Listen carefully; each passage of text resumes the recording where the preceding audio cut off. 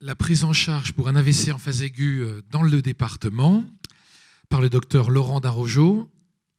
Docteur, je vous garantis, je ne me lèverai pas, je vous fais confiance. Oui, vous pouvez prendre le HF si vous préférez, il n'y a pas de souci. Allez-y. Oui, attendez. Voilà, il suffit de... Attendez, voilà. Ça doit être bon, oui. Voilà. Vous avez le temps que vous savez, hein. Bonjour à tous. Donc, je suis Laurent Darojo, je suis médecin urgentiste sur la Champagne-Ardenne, au centre hospitalier de Romilly-sur-Seine.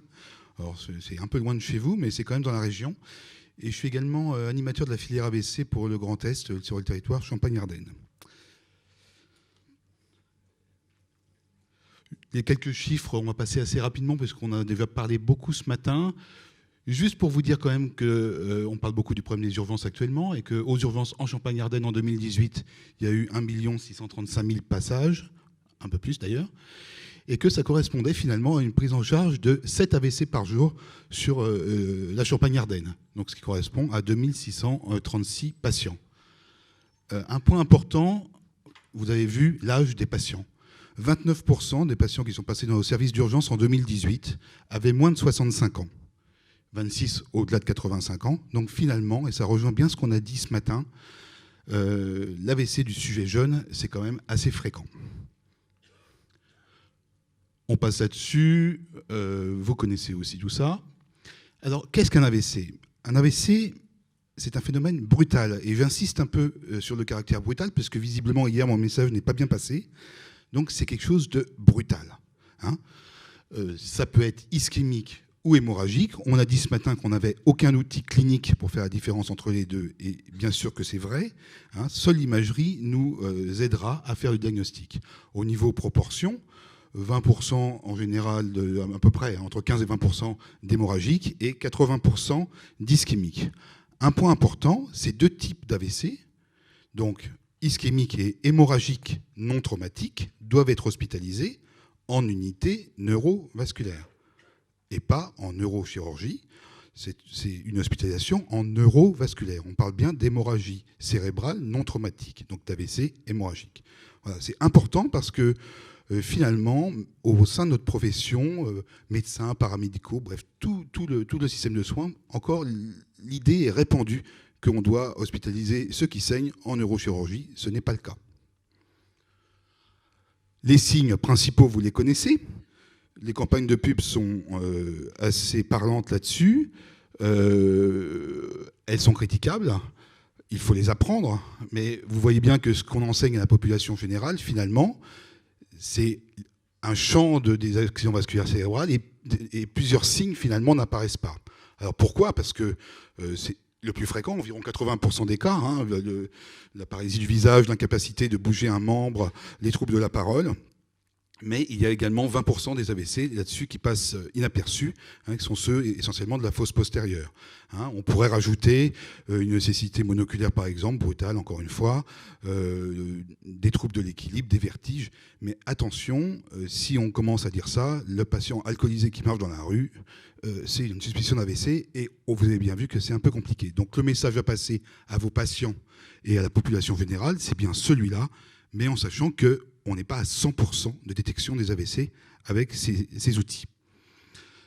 Alors, que fait-on quand on est témoin d'un accident vasculaire cérébral ? La première chose à faire, c'est de l'allonger à plat. Je n'en peux plus, au service des urgences, de recevoir des patients en brancard, assis, avec une suspicion d'AVC. Je n'en peux plus. Donc, laissez-les, s'il vous plaît, allongés à plat. S'il y a un trouble de conscience, s'il y a des vomissements, la position latérale de sécurité est une alternative, il n'y a pas de doute là-dessus. Mais s'il vous plaît, quand vous êtes témoin d'un AVC, quand vous avez un moyen de transport qui est déclenché, insistez bien sur ces points, il faut qu'ils arrivent allongés, et on va revoir après pourquoi. Enfin, ça sera peut-être l'objet d'une question d'ailleurs, mais c'est primordial pour la prise en charge et pour la suite des traitements. L'autre point important, vous en parlez, notez l'horaire, important. Hein, vous regardez tout de suite votre montre et vous signalez l'horaire au centre 15. J'insiste un peu sur ça parce que vous allez voir la chaîne de soins, l'organisation des soins aux urgences est assez bien codifiée. On fait tout pour essayer de gagner aux urgences quelques minutes. Si les patients arrivent aux urgences et qu'on n'a pas tout ce que je vais vous dire là, on va perdre une demi-heure, 3/4 d'heure à récupérer si on a les numéros de téléphone, etc. Donc c'est vraiment le témoin, le professionnel de santé qui doit nous informer et on doit avoir, quand le patient arrive aux urgences, par le biais du SAMU, tous ces éléments. Hein. Donc, vous notez l'heure. Si vous trouvez, si vous arrivez quelques minutes après et que vous voyez que le patient à la caisse, à la caisse d'un supermarché par exemple, vous relevez l'heure du ticket de caisse par exemple, un SMS envoyé, enfin bref, tous les éléments qui puissent vous donner un ordre d'idée sur l'heure de déclenchement de l'AVC. Vous, évidemment, récupérez ces antécédents médicaux si vous le pouvez, ou si vous êtes un professionnel de santé, vous nous le transmettez, hein, et pas il est hypertendu, puis il n'y a pas de traitement, il n'y a rien. Hein. On repère bien ces traitements, et notamment, et ça c'est une question importante, parce que ça va vraiment jouer sur l'orientation par le centre 15 de nos patients, s'il est sous AOD notamment, hein, ce qui va avoir une conséquence très importante sur l'orientation de notre patient. Et vous faites le 15, mais ça vous l'avez vu. Un autre élément important, c'est, vous savez, quand on a un dispositif implantable, eh bien, on a une carte avec. Une carte sur un pacemaker, une carte sur un défibrillateur, sur une valve cardiaque métallique, sur une audioprothèse, sur un stimulateur, comme on a vu ce matin, un clip vasculaire, un corps étranger intraoculaire. Il faut absolument aussi que l'on soit au courant et que le centre 15 soit au courant, parce que dans certains cas d'appareillage, c'est une contre-indication à l'IRM. Et le corps étranger intraoculaire aussi d'ailleurs, mais ça, c'est pas dans certains cas. Donc vraiment, il faut avoir tous les renseignements sur ces matériaux. Si vous avez juste la marque, etc., il y a des sites qui existent, on se débrouillera pour trouver. Mais essayez vraiment de nous donner tous les éléments. Je reviens juste là, parce que je ne vous en ai pas parlé. 33% dans notre région des patients arrivent aux urgences par leurs propres moyens. Donc, je ne peux pas croire que ça soit une erreur du 15, qui leur dit prenez la voiture. Je suis sûr que non, d'ailleurs. Mais ça veut dire que les patients ne font pas encore ce qu'il faut. Donc, dites-leur bien à tous vos patients de faire le 15 pour être transportés par une ambulance ou on verra un autre moyen vers le centre hospitalier. Un petit mot sur l'AIT, on vous en a déjà dit de façon, un petit mot ce matin, pardon. 20% des AVC environ sont précédés d'un AIT. Hein, ça répond aussi à une petite question tout à l'heure sur l'AIT. Et comment doit être pris en charge ces patients, hein. Ça fait pas mal, les gens ne s'inquiètent pas, il y a un déficit. Voilà, et puis 5 minutes après, tout est récupéré, tout est normal. Bon, bah c'est bon, hein, voilà. Non. C'est une prise en charge qui doit être faite en urgence. Vous faites le centre 15, le patient sera transféré vers le centre hospitalier qui dispose des moyens adéquats pour traiter un accident vasculaire cérébral. Et normalement, il aura une imagerie minimale qui sera un scanner cérébral sans injection. Ça, c'est vraiment la version très minimale des choses, puisque normalement, il faut avoir IRM ou alors un scanner avec injection de produits de contraste. Pourquoi faut-il agir vite? On vous l'a dit également ce matin. Chaque minute qui passe, 2 millions de neurones qui partent. Bon, on en a pas mal, hein, mais quand même, ils ne repoussent pas ceux-là, ou très lentement.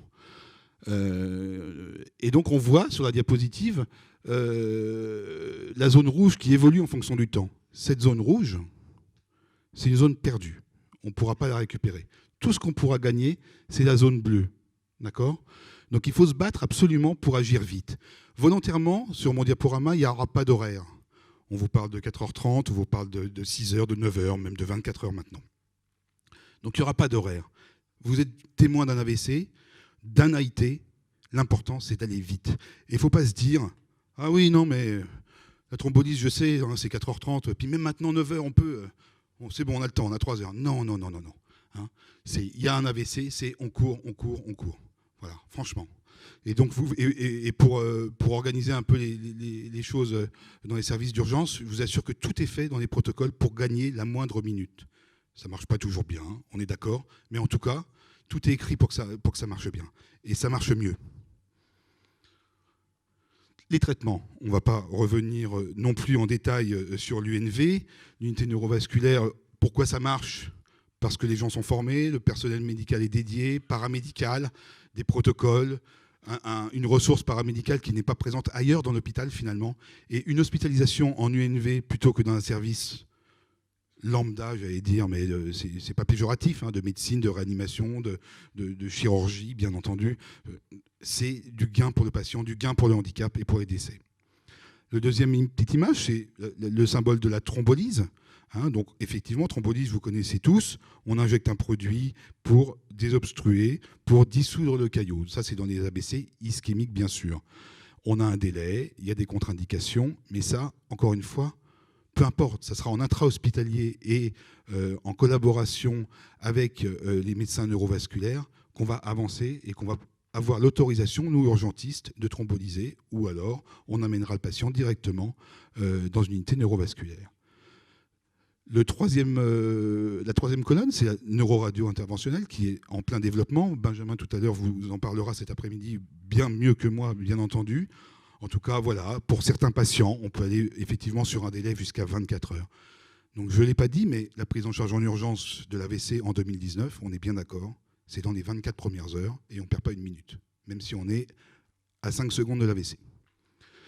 Et le dernier, c'est l'aspirine. Il faut quand même en parler, même s'il faut traiter entre 80 et 100 patients pour avoir un bénéfice. Il faut quand même le faire. Comment accéder au traitement ? François Braun vous l'a tout à l'heure bien expliqué. C'est le SAMU qui gère ça. C'est le SAMU qui gère toutes les ressources, parce que peu importe le vecteur, hélicoptère, ambulance, pompier, SMUR, tout dépend de l'état clinique du patient, tout dépend des disponibilités des moyens, tout dépend aussi de la disponibilité des moyens. Je m'explique un petit peu. Quand on a un dysfonctionnement technique, vous avez bien vu que de plus en plus, finalement, la prise en charge de l'AVC nécessite une technologie importante. Les scanners, les IRM, la télémédecine, ça tombe en panne. Il ne faut pas raconter d'histoire, bien sûr que ça tombe en panne. Et le SAMU est systématiquement informé des pannes, des maintenances de techniques d'imagerie, etc. Donc vraiment, encore une fois, le 15. Et ils doivent transporter le patient allongé à 0 degré.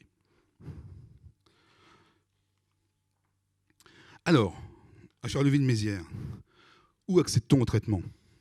CHU de Reims, bien entendu, où il y a une unité neurovasculaire, une neuroradiologie interventionnelle, il y a bien sûr une neurochirurgie en cas de complications. Voilà, c'est le centre naturel de la région. Et puis, il y a nos amis belges, qui, pas très loin d'ici, et surtout qui interviennent sur des patients qui habitent plutôt dans les Ardennes au niveau de Fumay. Alors, on m'a dit que ça s'appelait la ZOST, avec l'accent.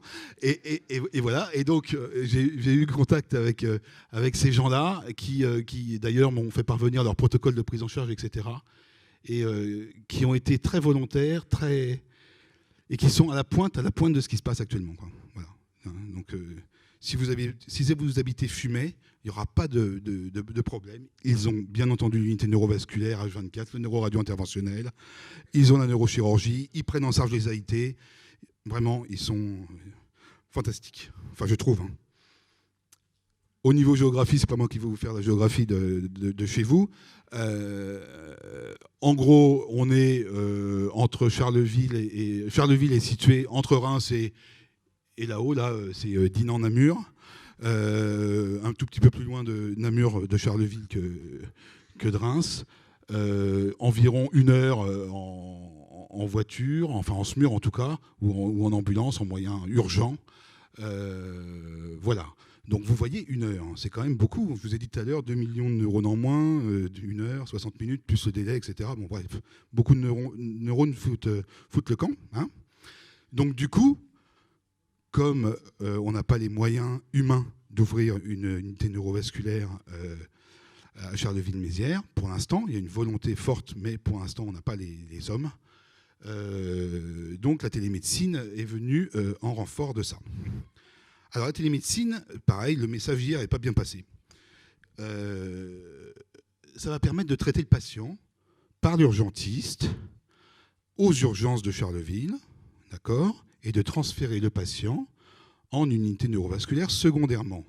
Donc on est bien d'accord que l'on va gagner en termes d'administration du traitement thrombolytique, puisqu'on parle de thrombolyse évidemment dans ce cas-là, plus de 60 minutes, hein, parce qu'on dit 60 minutes, mais il faut brancarder, etc. On est toujours très optimiste, les urgentistes, sur le temps. En fait, on perd beaucoup plus de temps que ça. Hein. On va gagner au moins 60 minutes pour la prise en charge du traitement. Donc, ça ne se substitue pas du tout aux neurovasculaires. Les neurovasculaires, d'ailleurs, peuvent examiner de façon très précise avec la caméra nos patients. C'est eux qui nous donnent l'indication de thrombolyse ou pas. Et c'est surtout pour un gain de temps pour le patient. On est bien d'accord, c'est un gain de temps pour le patient. Et tous les patients thrombolysés vont bien entendu en neurovasculaire ensuite, en unité neurovasculaire. Pour vous donner un ordre d'idée, alors, oui, vous voyez, en fait, en gros, je crois qu'il y a oui, voilà. Sur cette diapositive-là, on voit le neurovasculaire qui regarde à la fois l'imagerie du patient transmise et puis examine via une webcam son patient, l'hôpital que vous connaissez. Il existe des solutions mobiles de télémédecine. Là, c'est au CHU de Reims. Et puis là, c'est moi, mais bon, peu importe. C'est une unité neurovasculaire qui est d'ailleurs fermée. Comment ça se passe, une unité de télémédecine, pardon. En Champagne-Ardenne, actuellement, 6 hôpitaux sont reliés en télémédecine à diverses unités neurovasculaires qui sont hors région. Hein. On a 2 unités neurovasculaires qui sont reliées au CHU de Dijon avec M. Giroux. On a une unité neurovasculaire qui est reliée à Bar-le-Duc et Nancy avec Sébastien Richard. On a Charleville, Châlons-en-Champagne qui sont reliés à Reims. Et bientôt l'ouverture le mois prochain de l'antenne de télémédecine d'Épernay.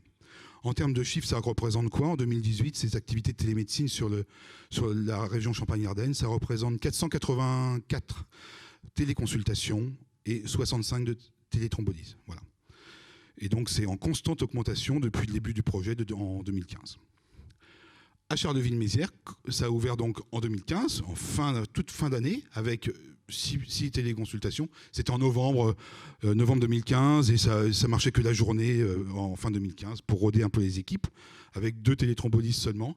Et puis maintenant, en 2018, on ne voit pas, mais c'est 108 téléconsultations et 27 téléthrombolyses l'année dernière. Donc vous voyez, ce qui est quand même pas négligeable. Par contre, on peut aussi se poser la question, puisque l'hôpital de Charleville a accueilli quand même 350 AVC en 2018. Donc vous voyez, il y a un tiers des patients seulement qui bénéficient de la téléexpertise à distance. Bien entendu, on vous a parlé des moyens de prévention. Là, je vous ai juste recopié le poster de la Société française de neurovasculaire qui montre tous les facteurs de risque. D'ailleurs, je ne félicite pas toutes les jeunes femmes qui, ce matin, fumaient allègrement devant le lieu de réunion. J'espère que vous allez prendre conscience. Je trouve quand même que les femmes, là, vous faites fort, quoi. Hein, vous suivez le modèle des hommes il y a quelques années. Vous avez vu où ça nous a amené, nous, les hommes? Enfin, bon, bref.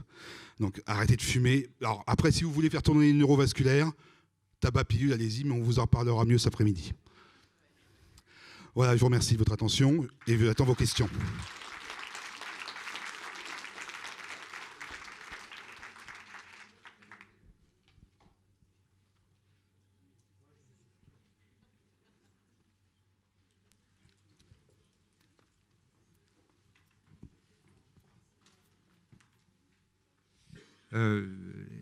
Merci, puis merci encore pour les chiffres que tu as donnés sur la télémédecine.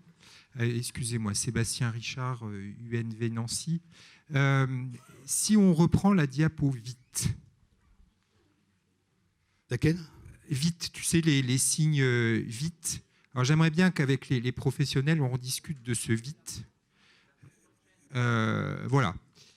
Alors moi j'ai 2 critiques à faire sur le V. La première, c'est que, je ne sais pas quelle est votre expérience, Monsieur Giroux, il est encore là. Ah, mais vous en allez. Ben, juste pour dire, puis vous réfléchirez après, moi, quand on m'appelle pour une paralysie faciale isolée par le SAMU ou les urgences, je repose la question, je dis, il n'y a rien d'autre, il n'y a pas de dysarthrie, il n'y a pas de trouble de l'articulation, il n'y a pas de trouble phasique, il y a juste une asymétrie faciale. 100% des cas, quand je descends ou lorsque je fais une télémédecine, c'est une paralysie faciale périphérique, donc qui n'est pas un accident vasculaire cérébral. Première chose. je ne sais pas, d'urgentistes qui pourront s'exprimer. Voilà, j'ai des collègues au fond. Voilà. Deuxièmement, par contre, vision noire n'est pas dedans. C'est-à-dire qu'on n'a pas un patient qui appelle « je ne vois pas la moitié des mots à gauche, je ne vois pas la moitié des mots à droite, ou j'ai l'œil droit qui est tout sale, ou je ne vois pas à droite ». Ça, si on se met sur vite, quelqu'un, voilà, il dit « c'est pas un AVC ». Alors, moi, je pense vraiment qu'il faudrait remplacer l'histoire du visage isolé paralysé, voilà, parce que quand on a un AVC, on n'a pas que le visage, on a également la main, ou alors on a un trouble de la parole, et par contre le remplacer par la vision noire, qui à mon avis est un signe important qui est omis par vite. Voilà. Les gens intéressants s'en vont, enfin vous êtes tous intéressants, mais... Merci Sébastien. Il fuit ma question en fait. Allez-y, monsieur. Je partage tout à fait. La paralysie faciale isolée est très souvent un piège pour le clinicien urgentiste, mais on le comprend, ce n'est pas évident. Et le neurologue doit descendre, confirmer que c'est bien une paralysie périphérique. Je suis d'accord avec toi, c'est le partage de la vie quotidienne. C'est la question que tu posais ? Non, c'est le retirer en fait du coup de vite et remplacer le V visage par vision noire. Je laisserai quand même la paralysie faciale parce que sur 10 paralysies faciales, il y aura une paralysie faciale centrale et ça sera un AVC. Donc, j'attends qu'on les collégie. Isolé, vraiment, quand on vous appelle, et isolé, il n'y a vraiment que la bouche de travers, il n'y a pas de dysarthrie, il n'y a pas d'atteinte sensitivo-motrice, il n'y a rien d'autre. Quand vous avez ça au téléphone ou quand on vous annonce ça par le SAMU, juste la bouche qui a un peu de travers. Moi, je le laisserai parce que FAST, c'est universel maintenant. Donc, oui, mais c'est faux. Enfin, les choses sont faites pour être changées. Enfin bon, voilà mon point de vue. Merci. À bientôt. Merci. Très bien. Voici pour le point de vue du professeur Dynamique. D'autres questions, d'autres points de vue, d'autres remarques, que ce soit ici ou dans la salle d'à côté, si vous voulez. S'il y en a. Monsieur, docteur, je le sais, donc je fais le malin. Allons-y.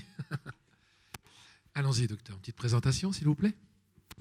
Oui, je suis docteur Petit, médecin généraliste. D'après ce que j'entends, quand vous avez un AVC, il doit être systématiquement orienté sur une UNV. Oui. Qui a eu fibré ne lise pas. C'est un monde idéal. Oui. Quelle est la capacité d'accueil des UNV sur Reims actuellement, et quel est le nombre d'AVC qu'on a ici dans les Ardennes? Donc, alors à Charleville, 350 AVC ont été hospitalisés via les urgences l'année passée. Vers les UNV? Non, aux urgences. Sur ces 350 passages, 110 ou 108 ont bénéficié d'une expertise déportée vers une unité neurovasculaire. Sur ces 108, 27 ont eu un traitement aigu. Donc ceux-là, je suis sûr qu'ils sont partis en unité neurovasculaire. Pour les autres, je ne sais pas. En tout cas, ce qui est sûr, c'est que la proportion, il y en a au moins déjà 250 qui sont pas partis puisqu'il n'y a pas eu d'avis. Donc déjà, ces 250-là ont été hospitalisés dans le service de neurologie, vraisemblablement de Montfessière, qui quand même a l'air d'être assez dynamique et assez bien organisé. Mais, on est d'accord, ce n'est pas une UNV. D'accord. Okay. C'était ma question. À Reims, il y a très peu de lits. On est en déficit par rapport... Il y a des référentiels, des calculettes, on va dire, en fonction du nombre de lits, du nombre d'AVC de la population qui ont été effectués par l'ARS Île-de-France. Et sur tout le Grand Est, on est en déficit, en aigu, de la moitié des lits à peu près. Et en post-aigu, c'est-à-dire après les 48 heures, pas l'USINV, mais l'UNV, on est en déficit de 2 tiers. C'est-à-dire qu'il nous faudrait 3 fois plus de lits, en fait, dans ces unités neurovasculaires. Donc vous voyez que le chemin est encore grand pour avoir 100%. C'est une catastrophe. Il doit y avoir... il y a 8 lits en phase aiguë maintenant, et 10, on parle de passer à 12. Enfin, donc voilà. Donc, le monde idéal, c'est ce qu'on vous dit. Maintenant, la réalité, c'est plus compliqué. On y travaille. Avec le CHU de Reims, actuellement, on est en train de bien redévelopper les choses et de justement travailler en augmentation de capacité de lit. Mais c'est pareil. Il n'y a personne. ou très peu de monde. Et pour faire fonctionner ça, il ne faut pas dire on ouvre les lits pour qu'ils soient finalement pas bien pris en charge. Il faut aussi qu'ils soient bien pris en charge. Et pour l'instant, on n'a pas de combattants. Et la région Champagne-Ardenne n'est pas très attractive. Voilà. Enfin, en tout cas, les gens ne viennent pas. Alors, je ne sais pas pourquoi, mais ils ne viennent pas beaucoup. Voilà. Madame. Oh, toi.